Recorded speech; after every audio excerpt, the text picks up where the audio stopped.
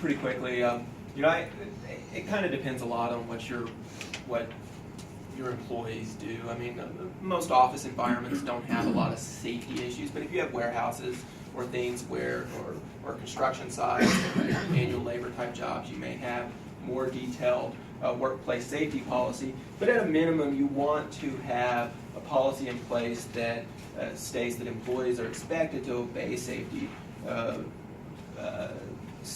rules and to exercise caution in how they proceed and not to engage in hazardous or dangerous activities. And then they can be subjected to discipline for that. This is another area where you sort of get a lot of unemployment claims where somebody is fired for safety type issues and they make an unemployment claim. And so having a workplace safety policy helps you a lot with how to address those issues. Because when you're trying to defeat an unemployment claim, you usually have to show that there's some level of misconduct and ongoing safety violations that put people at risk is misconduct. But you want to be able to have a safety policy in place to refer to. I usually try to list certain safety standards depending upon what the work environment is, and that's really needs to be tailored to what your work environment is and what the safety risks are for that environment. The other thing that I put in a workplace safety policy is reporting requirements. Federal law, specifically OSHA, requires that companies keep records of accidents and illnesses that occur in the workday, so you want to make sure that employees report accidents and illnesses that they have, so you're in compliance with your record-keeping obligations under federal law. Also, state law requires that employees report injuries or illnesses, no matter how minor they may be, because they may have a workers' comp claim and they have certain obligations. And so your policy needs to make clear that employees are required to report any work-related injuries or illnesses, and if they don't report them timely, that they may lose out on their worker comp benefits. And so there's really an advantage to employees to bring that to your attention as a reportable action. Workplace violence,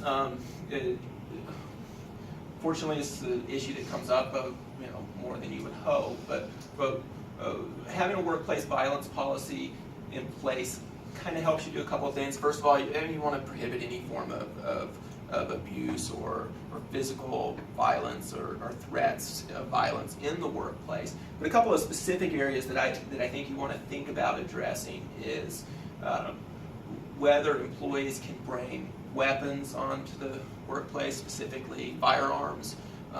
And so you may want to have a policy in place that prohibits employees from having firearms on company property, and you can do that even in light of concealed handgun laws. If an employer has a policy in place that says that we prohibit firearms, that prohibits even people with concealed permit requirements. And so you want to make that clear if you want to avoid, and I generally think it's a good idea for employers to do that. And you can still do that in New Mexico, actually. There's some states, I think Texas can't require people not to bring firearms, but you can still do that in New Mexico.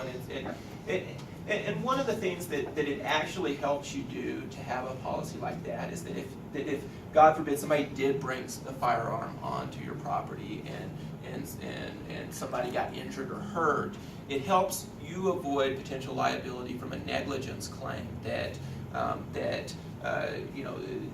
somebody that got hurt through an act of violence by a gun may bring a negligence claim saying you allowed these people to bring guns in and out and put me at risk and you were negligent to do so. Having a policy in place that prohibits that helps show that you weren't negligent, you had a policy in place that prohibited that, you address that, and so help prevent you from those certain type of third-party type claims that could occur. Another thing that I would address in a workplace violence policy are restraining orders. If you have employees that have a restraining order against somebody, lots of times domestic issues, that you require them to provide you with a copy of the restraining order so that you can provide them with some adequate protection at work, so that you at least know what the situation is, so that you don't have some angry soon-to-be ex-husband come into the workplace and create a problem. you want to know about if you've got an employee with a restraining order, that you can put appropriate protective measures in place to protect that employee as well as your other employees. And again, it's another sort of protection against negligence type claims. And so you want to require employees to notify you if they have a restraining order that keeps somebody from coming near them. Technology in the workplace.